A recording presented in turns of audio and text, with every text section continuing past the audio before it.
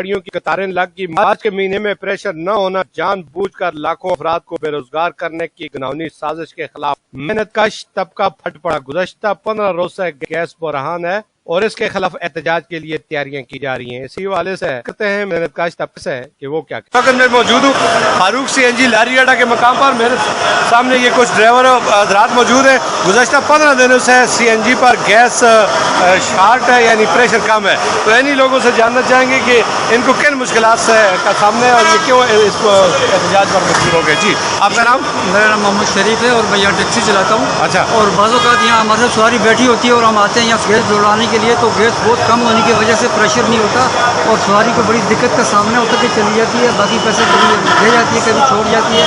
राय दरबानी government के किसी इदारे से दरख्वास्त है कि इसके ख्याल करें और हमारी इसका जो है ना तवज्जो करें। जी शाहनवाज, आप क्या गाड़ी चलाते हैं? कौन सी गाड़ी?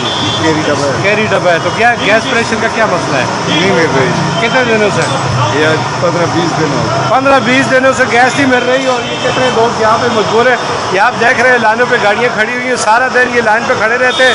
गैस प्रेशर बिल्कुल जीरो है। अभी सवारी अब ये कह रही है कि भाई हमें जल्दी दो और लगा, हम लोग उतर के चले जाएंगे। सवारी है मतलब बैठी हुई गाड़ी में, तो ये जा रहे हैं कहीं, तो उसकी वजह से उनको इमरजेंसी है। यहाँ में खड़ा हूँ, लोड शेडिंग की वजह से गैस कम है, उसकी वजह से बेचारे पंप वाले परेशान है कि भी गैस कम है। क्या कहते हैं जी, गैस प्रेशर क्यों कम है?